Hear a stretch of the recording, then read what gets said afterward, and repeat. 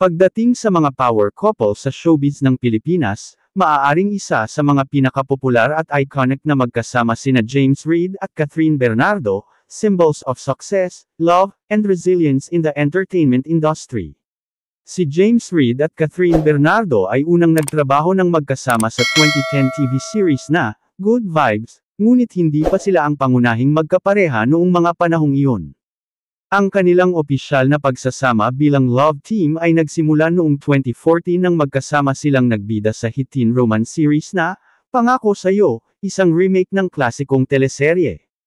Ang tagumpay ng palabas ay nagdala sa kanila sa kasikatan, ngunit ang kanilang susunod na proyekto ang tunay na nagpatibay ng kanilang posisyon bilang isa sa mga pinakapopular na love teams sa industriya ng showbiz. Isa sa mga dahilan kung bakit naakit ang mga fans kay James at Catherine ay hindi lamang ang kanilang on-screen chemistry, kundi pati na rin ang kanilang tunay na koneksyon sa totoong buhay.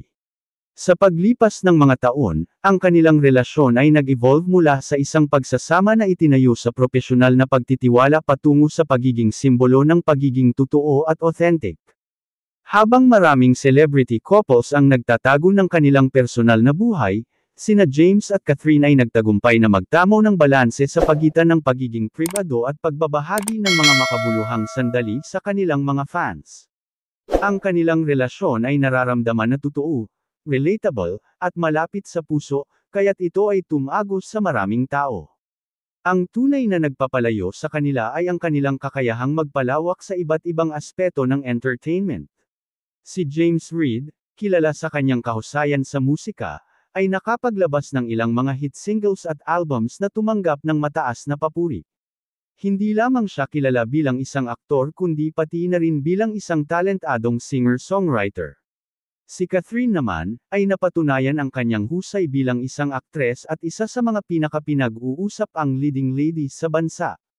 Pero tulad ni James, siya rin ay nakikibahagi sa musika, at naglabas ng mga kanta na tumagos sa puso ng mga fans. Isa nga sa mga pinaka-memorable nilang proyekto ay ang kanilang music video para sa kantang Now or Never, kung saan ang kanilang off-screen na koneksyon ay tunay na kumikislap. Bilang magkapareha, si James at Catherine ay naging aktibo din sa mga advokasya at kampanya. Pareho silang nagsusulong ng mental health awareness, kung saan si James ay matapang na nagsalita tungkol sa mga pagsubok ng mental health sa industriya ng showbiz. Naging bahagi rin sila ng iba't ibang charity efforts at causes, gamit ang kanilang mga plataporma upang magbigay ng positibong epekto sa buhay ng iba.